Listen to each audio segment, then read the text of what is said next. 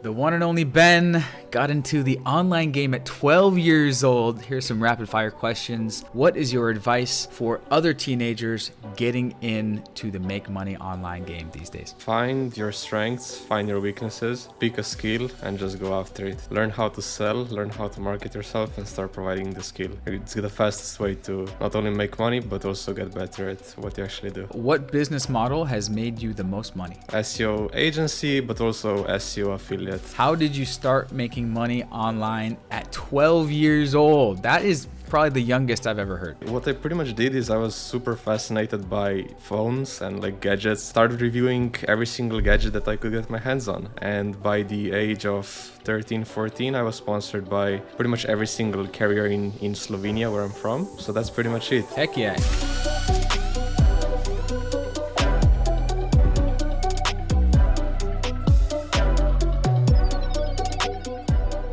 For those that don't know, the one and only Ben Golden of goldenweb.net, Shopify SEO services that deliver real results. So this is your Shopify SEO agency, huh? Correct, yeah. Nice. Awesome. So we can get into that in a second. We were just hanging out here in Thailand. You're good buddies with Evan, who is one of my best friends. And so you guys are now homies. And then you came out here and we broed out in Thailand. So yeah, what's going on? How's Tiblisi? Tiblisi is all good. Definitely not as warm and nice as Thailand right now, to be honest. In fact, it's raining outside. But yeah, man, all good. Definitely a solid base that, anyone out there that's looking for like a potential base to consider, I'd highly recommend just checking it out. Nice. What was your thoughts on the month or so that you were out here in Thailand hanging out with us? Very, very nice. Very nice. In fact, like it's definitely on the list.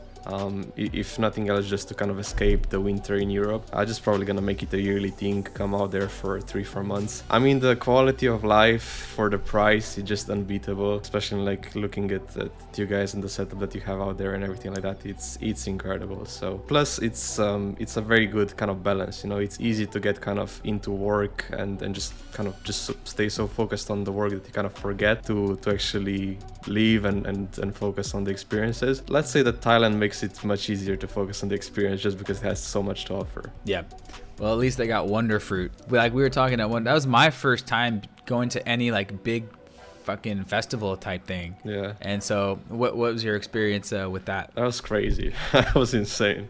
Like just to be able to go, I mean, you have like a festival and you have so many different stages, so many different vibes, and you can just pick and choose and change up the vibe completely just whenever you want. So was definitely a cool experience. Yeah, that was epic for sure. Definitely, I'd recommend any bros watching. Definitely, I think we'll do that again.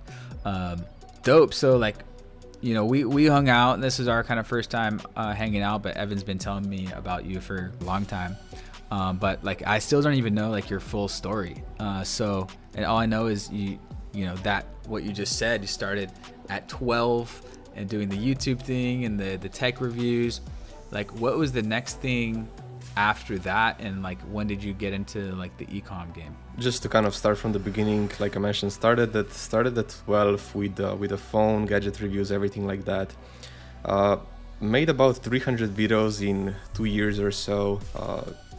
At that point had like 25,000 subscribers, 10 million views, something like that. And I just kind of started looking around, like I wanted to create a website for myself where I would be able to organize these videos and kind of have a portfolio of videos outside of just YouTube. So once again, like I just opened up YouTube. I pretty much learned every single thing from YouTube. I didn't finish high school. I just learned everything from YouTube. So yeah, just for anyone out there, like if you want to learn something or do something, you have just literally zero excuses. Just go on YouTube or Google, whatever you prefer, and find what you want to learn. That's it. Anyway, I learned how to create websites with WordPress. So I created a website for myself, and then I kind of got approached by a few like local business owners in Slovenia. This was like in 2013, 2014.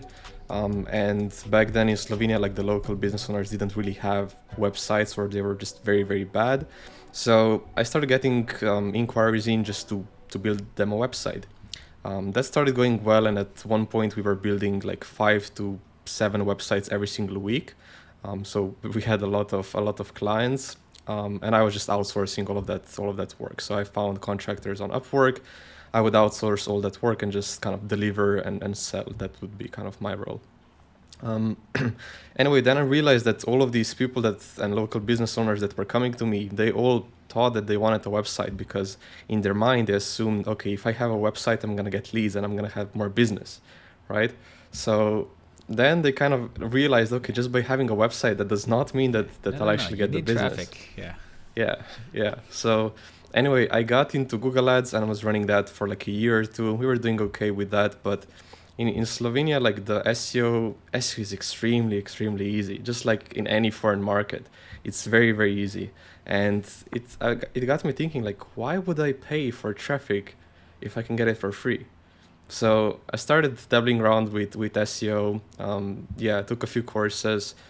For anyone out there that's kind of trying to learn, I would say Ahrefs blogging for business course is fantastic. Like, you have everything in there that you need, really. Anyway, got into SEO.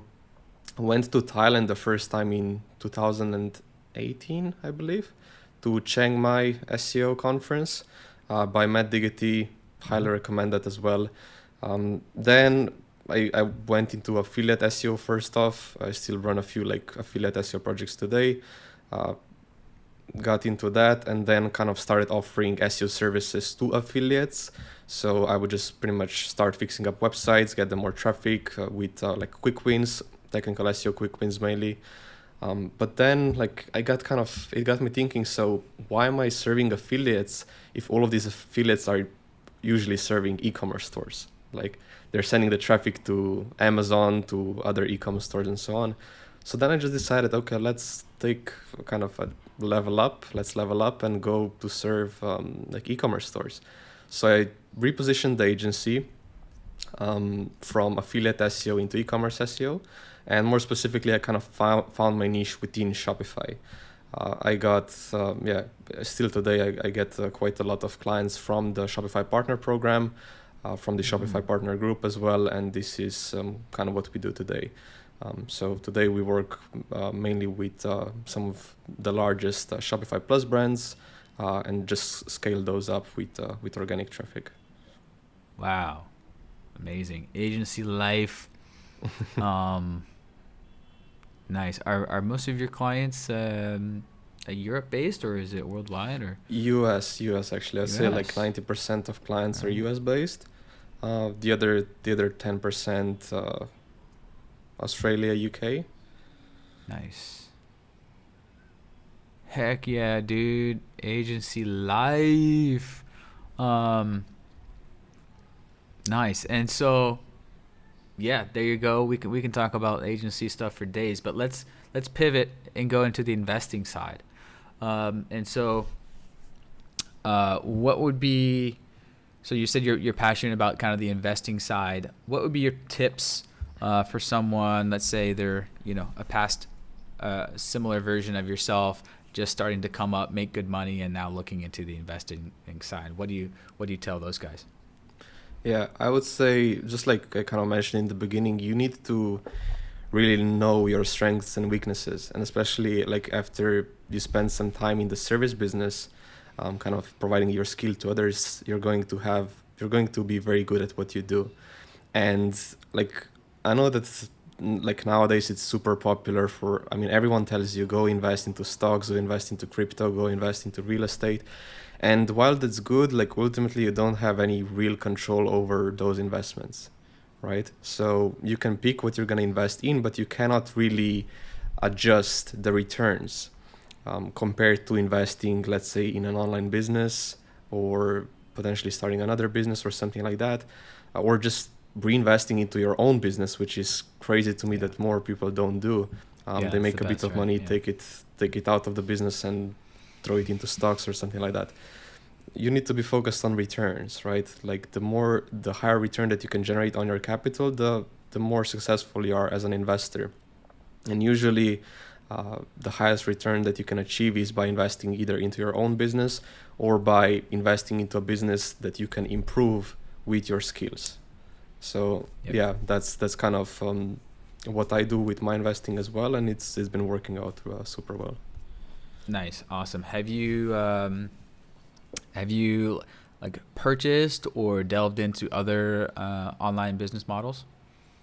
Yeah, so I have two two other kind of businesses in the kind of lead generation space. They're both built kind of with SEO.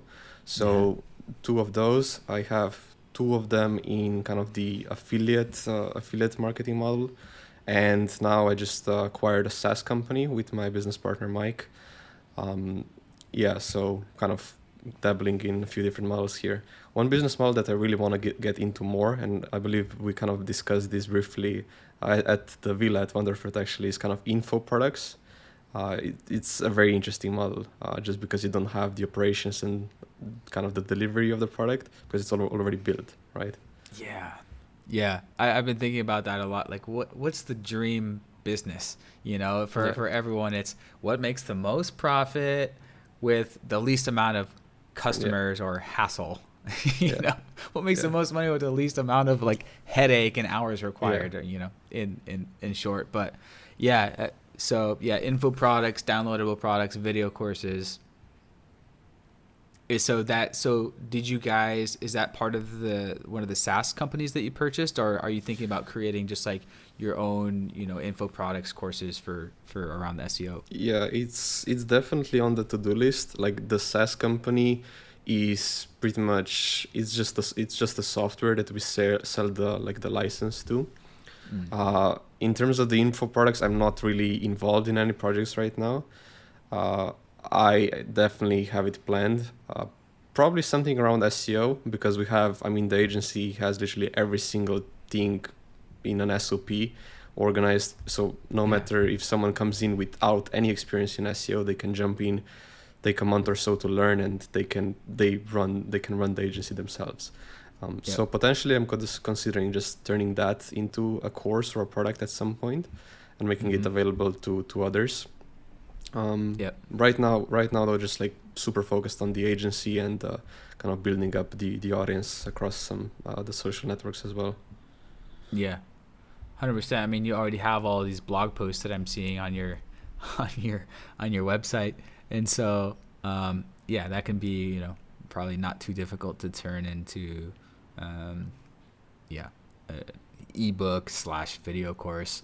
Yeah. And I'm in the same exact situation over the last 4 years, make all these helpful guide blog posts, and then now actually this year, I'm focusing on basically free YouTube courses on Amazon Ads, Amazon Mm-hmm. Launch, and then that will funnel into more detailed video course, which will be supplemental to our done for you core service. And so, yeah, we probably talked about this when Yeah, you were yeah. here. Are you following any specifically other agency guys, YouTubers that talk about this, like the done for you agencies? Hey, supplement your income with digital products courses. Are you like following Mm, anyone around that? I don't really know. There is this guy, content Mavericks, Chris Von Wilpert, I believe. Don't quote me on that, but yeah, content Mavericks. He's very good at doing this. He has a bit of a different. He has more like a content marketing agency, and he works with extremely large businesses like Amazon and others. But something that he does very well is just kind of supplementing the income of the agency with courses, with strategies and selling things like that. But other than that, I'm not really sure. Yeah, but looking into it for sure. Yeah, one guy. Yeah, I went down this wormhole recently. Actually, Danny shared this with me. Um, OG agency guy named Tim Conley, and his big main thing. He's kind of like an agency, you know, consultant guru now. Is Mm-hmm. is the three income streams. So your Mm-hmm. core done for you, that's the, you know, big ticket, and then the done with you, which is maybe just consulting calls or Mm-hmm. something, or maybe even it's like a, a community like Discord group or something where you just get support and like Mm-hmm. done with you. So just, you know, consulting basically. Um, and then the do-it-yourself. So no customer interaction. Here's our video course.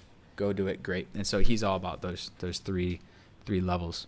So yeah, that's definitely on the to-do list, and actually, yeah, gonna be starting our Amazon ads course actually soon, because actually someone reached out.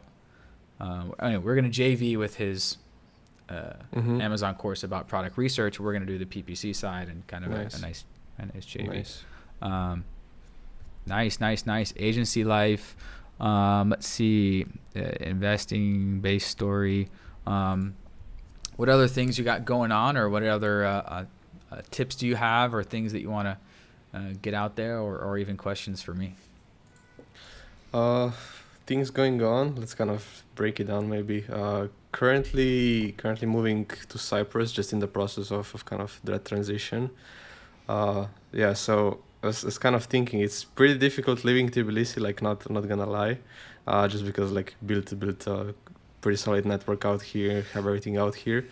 But I would say like a concept that I've been thinking about a little bit is that like essentially like that you have different kind of places and bases for different kind of chapters of your life. So for example, I came here when I was 20, and I was like in a totally different financial position back then. And I kind of, because I came here and because of the people that I met and because of kind of the work that I did, I got to the level that I'm now. But in order to get to the next level, I kind of feel the need to go somewhere else, because other opportunities are there, and like other networks and so on. So that's a concept that I've been kind of thinking about recently. Curious to also hear your thoughts about that. Yeah, switch up the vibe, 100%. That's one of the things that I like most about this lifestyle is, not like traveling every week, like backpack style, if you want to call it that, but every few months changing the location, even if it's just Bangkok to Phuket, Bangkok for 2 months, Phuket for 2 months, like just that little 2 month switch up, just switch your environment, switch up the scene is just invigorating and exciting. Right. Yeah, I agree. And also just like for creativity as well, like you switch up a location or you switch up your routine, because when it feels like, okay, when you get into a routine, sure, you can get a lot of work done, but sooner or later it turns you into almost a robot. You're just getting the work done, and you stop being creative. But then, okay, you switch up the location, you switch up the routine, maybe you try something that you've never done before or something like that, and it gets the creative kind of juices flowing for sure. 100%. Yeah, that's one of my favorite parts about this this lifestyle in my life. Like, to be honest, it's like, even though I've been to Bangkok a gazillion times, I say this on my Instagram stories, every time I go back, it's just fucking exciting. You just feel the energy. I'm just like, yes, fucking walking up to the BTS in Bangkok. I'm just like, God, I love this city. And so it's like, the come and the go. And same thing with Phuket. Every time I get back to this crib, it's a reinvigoration for the love and appreciation of it. Like, I was just in Bali for 3 weeks. I've been there many times. I get there, yeah, Bali. Get back to Phuket, so glad to be home. And so that aspect of the constantly changing horizon is what brings the joy in life, is what I think the quote is from. You guys need to tell me the quote in the comments. It's been my Twitter bio quote. I forget the name of the book, but that's what they say, like kind of in like relationships, like with your girlfriend, like take those scheduled time apart periods. So it actually it's been shown to improve relationships, right? Because if you're together every day, okay, it kind of gets boring, kind of gets a little bit monotonous. But if you both do a little time apart, vacation, whatever, you get back and it reignites the love, right? Right. And so, same thing with your environment, with your routine. I'm always a switch it up guy. I get bored easily. Call it a gift or the curse. Same. But yeah, I think we're I don't like to do the same exact thing for more than 2 days in a row. like whether it's the workouts thing I'm doing, or like the desk that I'm working at, or like I'm the anti-routine. Yeah, I agree. Like I always do something different. Like I always try new shit. Yeah, I relate to that. Yeah, that's why Yeah. like it can be very easy to start to feel almost like a robot if you get stuck in a routine. So yeah. Yeah. And especially like guys like us who are creative, like we're doing writing, we're doing, content stuff, we're doing, client work, um, design stuff.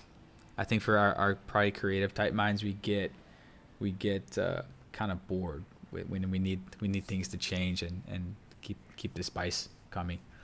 Yeah. Agreed. Shit. And so how old are you now? 23. 23. 23. Damn, young guns. and when did you first, so you moved to Thailand Tbilisi. 2018? So damn, so you Tbilisi must have at been like to you must have been like Tbilisi at 18. 2020. Yeah. Okay. I didn't move to Thailand. I was just there for You a just went to the conference. conference? Yeah. I was there for like And then 2 weeks or so. uh-huh. And then back to Slovenia, and then fully remote 2020 Yeah, Tbilisi. yeah, correct. Nice. For like, I'm curious, like what is the exact tax advantage to being in Tbilisi? 0. So your taxes is basically zero. 0. And Yeah. what does that require? Does that require residency? You set up your company there, or? So, I mean, there are like, I have an entire structure pretty much between Georgia and Cyprus as well. But you kind of need to, so every country gives you a certain advantage.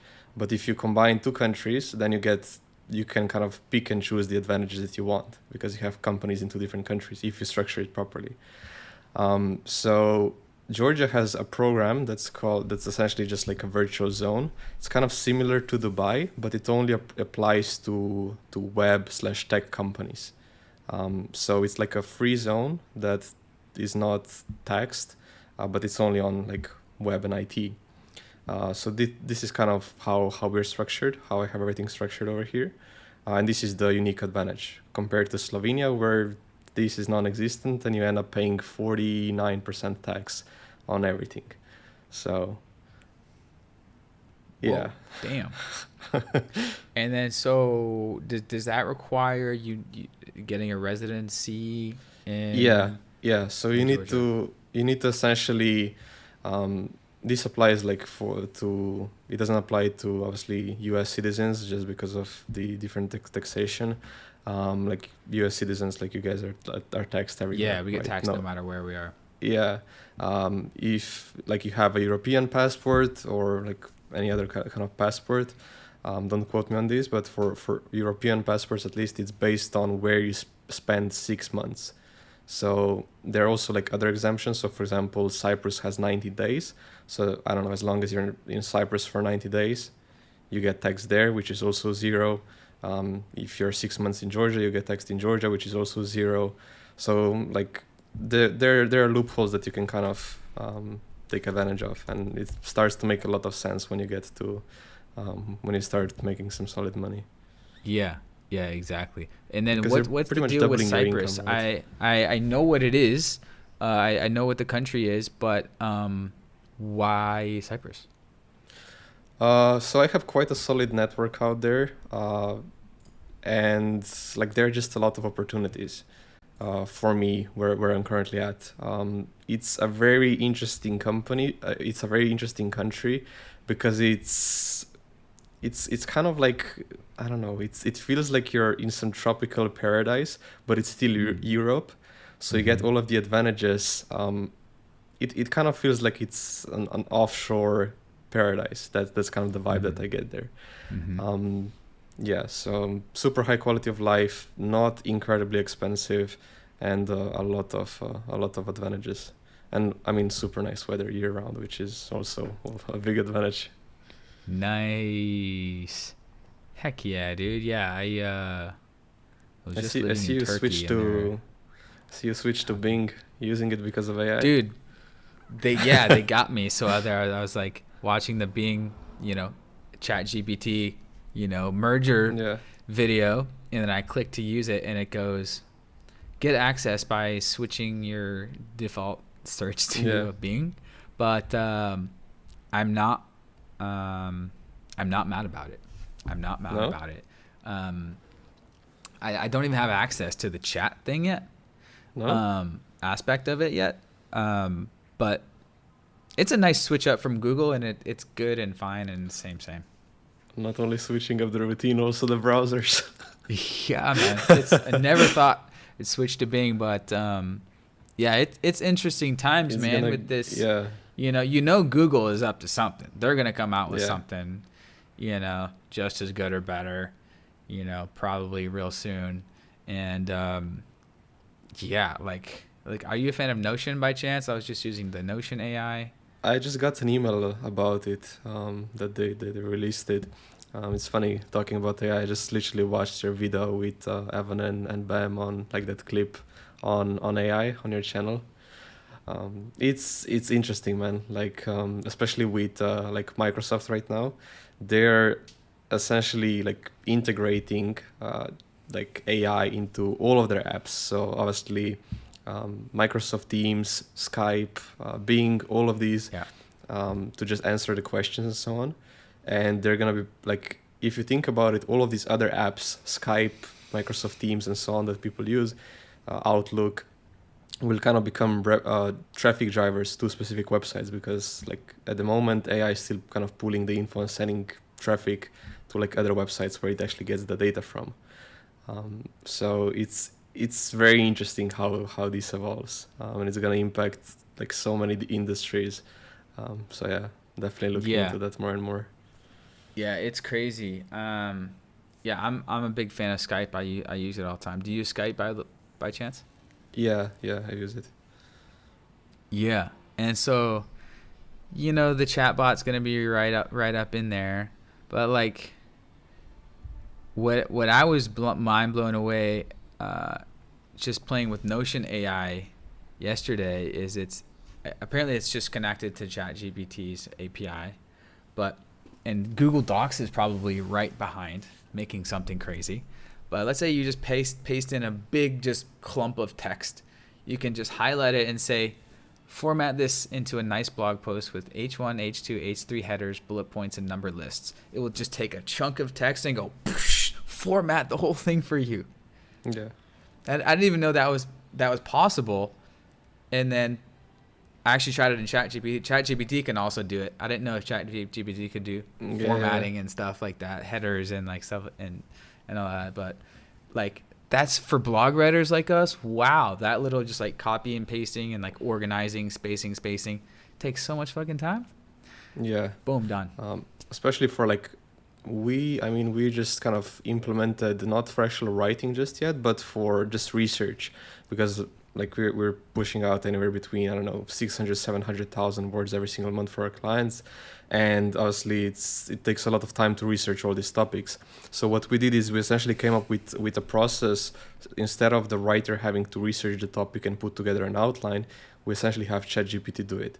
And at the moment, like, it saves us about, I don't know, 30 to 40% off of the entire process. And like, it's insane, like just the time savings there.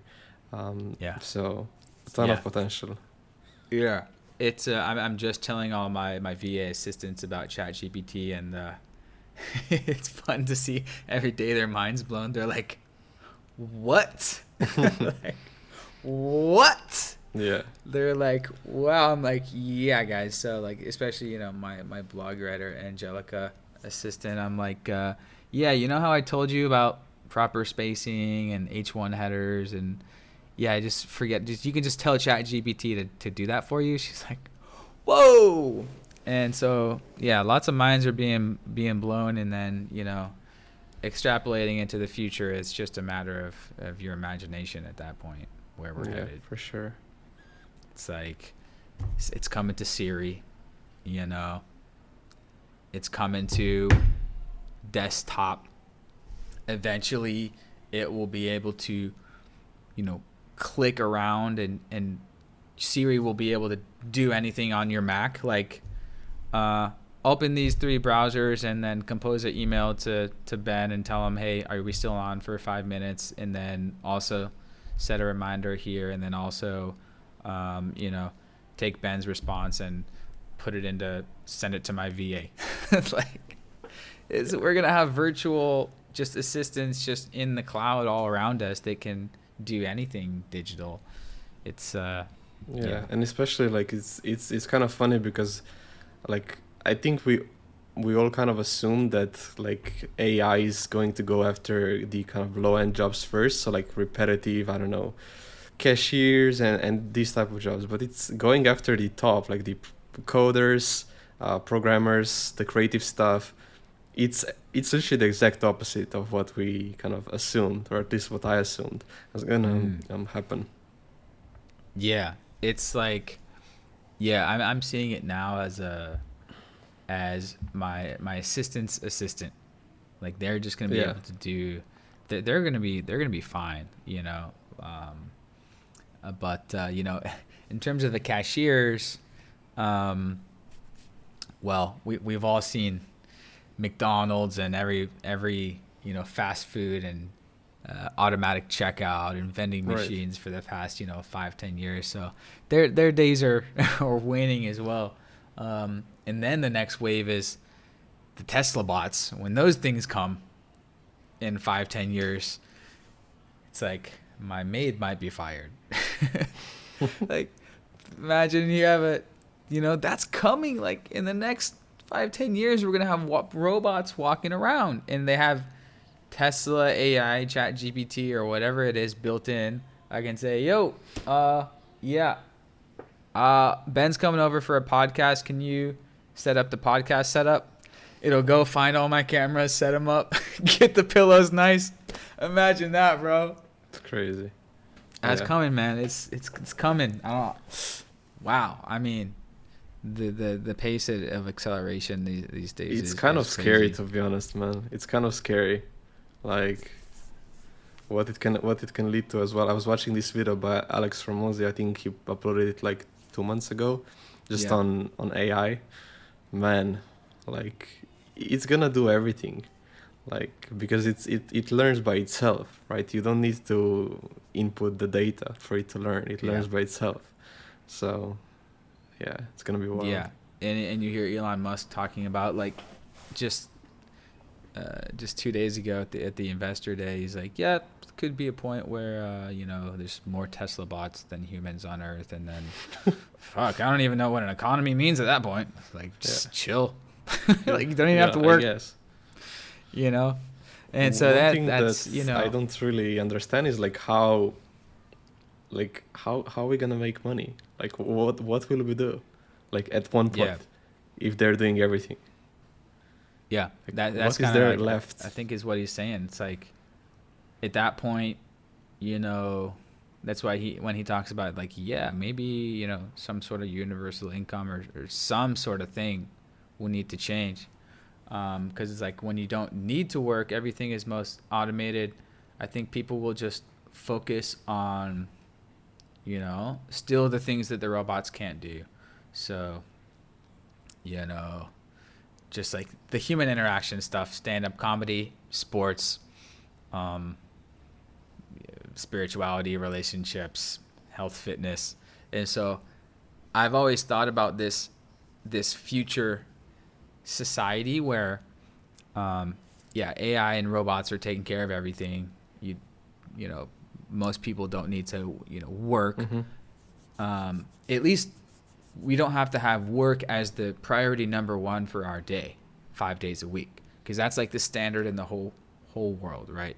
The basis of your everyday is work, make money to provide for yourself and your family. Well, what if in a future situation, energy is basically abundant and free, right? That's obviously a big part of it. If we crack nuclear or solar or whatever, combined with the manual labor stuff, is just taken care of by armies of Star Wars robots. And then like, all my needs are met, like we have self-generating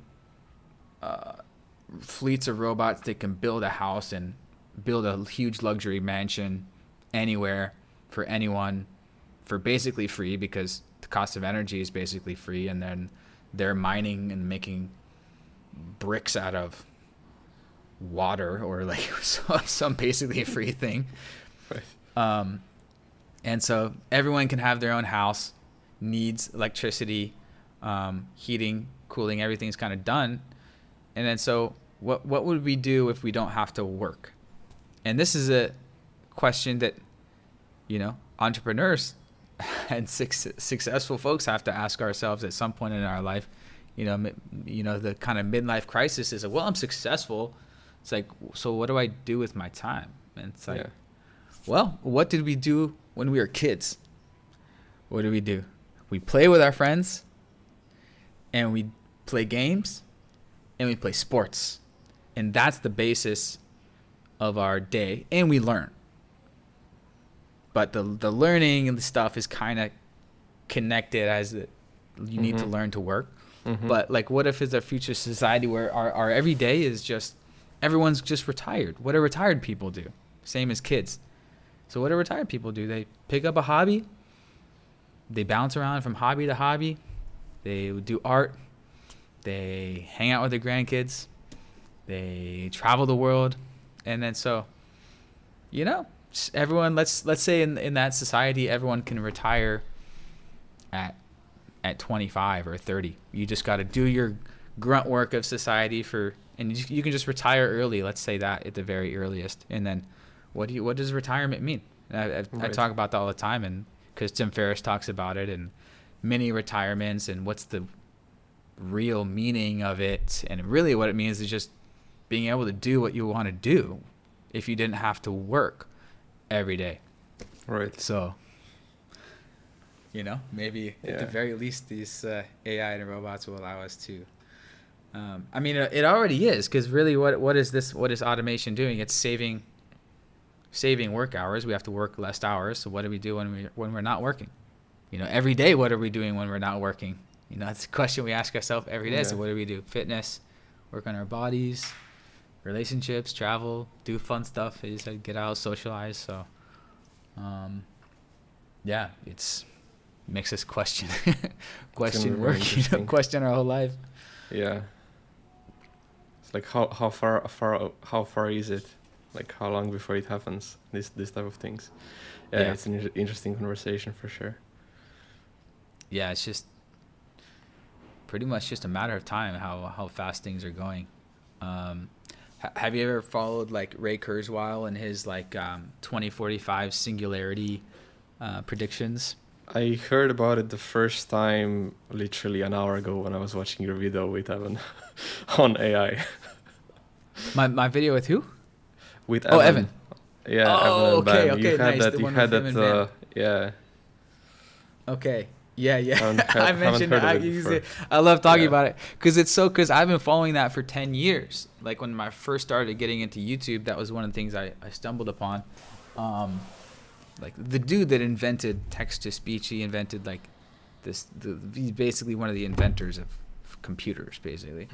And his thing is like 2045 singularity, where AI is so smart, and it's at that point it's getting exponentially smarter than the entire knowledge of the human race. What happens next is only beyond our imagination. There's no way to quite predict what happens. It could break off and destroy the planet. It could break off and fly off to Mars. It could could basically be, you know, this godlike thing created. So he's pretty much predicting what will happen. Yeah. So he's since the 60s, 70s, he's written books predicting where computers will be in the future. And so he was the first one to successfully predict when computers will be in households, when everyone else was like, why would households have computers in them? And so he predicted the personal computer, the personal phone. And so he goes 2030, 2040, we will have computers inside our bodies and inside of our blood cells.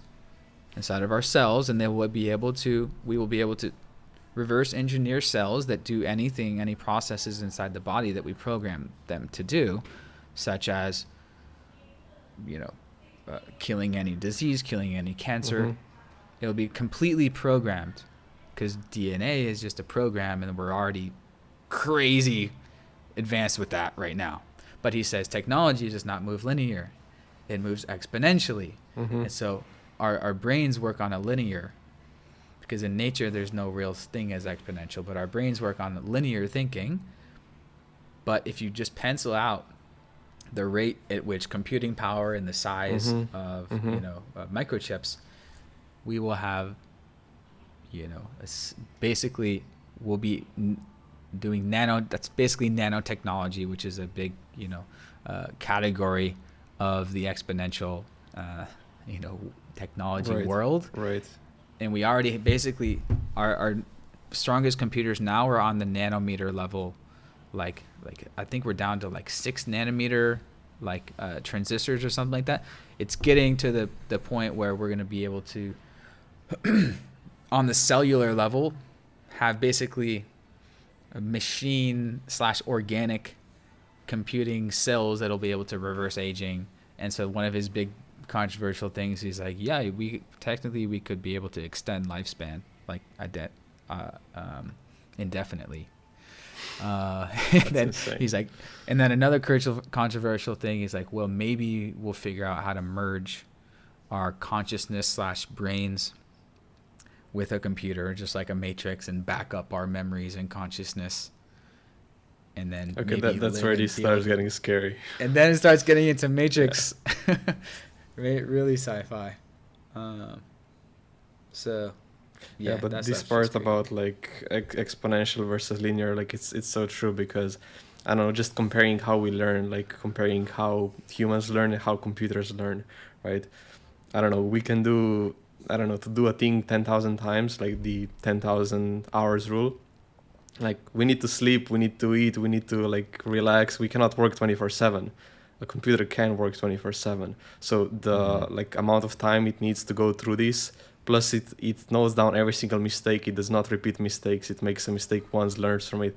It's insane. There's no chance. Yeah. Dude, Elon Musk is making humanoid. He's making the ultimate employee, the ultimate housemaid, the ultimate construction worker, and they're going to be making the new Tesla cars in 5-10 years, which he insinuated at the Investor Day thing. They're going to be their new factory setup. And yeah, just like you said, the cost benefit of that is going to be crazy. They can work 24 hours. They just walk outside to solar charge, or they have huge solar panels. The energy will get very, very cheap with the solar advancements. And he was saying something like, yeah, the next generation of cars will be half the cost to make. And so with the use of these robots, and then robo taxis are coming, robo Ubers, but they'll be Teslas, and you hail an app with your Tesla, hail a car with your Tesla app, it shows up, there's no driver inside. Crazy. Interesting times. Yeah, for sure. Anyways, yeah, this is a deep chat. Any other topics or things that you want to get out there? I think we covered pretty much everything. Business, investing, story, basis, Tiblisi. Maybe anything else that comes to mind. We went pretty deep into AI here, not gonna lie. Yeah. Luckily, I pulled up Bing, and then we went down that 25-minute wormhole. But I mean, yeah, that's one of the most. I mean, that's the story of today, really. Right now, we're living very, very, very interesting and fast-moving times, unprecedented in history. That's to say the least. Nice, dude. Where can people I don't know, ask you questions, follow you, or? So I suggest just reaching out over email, benjamin@goldenweb.net, or through the site, Benjamin Golden on LinkedIn, Facebook, Twitter. So any of those work. Nice. Yeah, hit him up on all those. And yeah, I'll see you on Instagram. I'll see you in the Discord. If anyone watched this far into the podcast, share this with a friend. Like the video at the very least. I mean, if you watch the very end, you better like this shit. And then yeah, you guys are welcome to join the Digital Nomads Discord, and just hit me up on Instagram if you want to ask Ben potentially some questions in there, and me some questions. I'm trying to create an army of super smart dudes in there. Epic. So all right, bro, maybe see you somewhere in the world sometime soon. See you soon. Thanks for having me on. All right, Have a good one. Peace.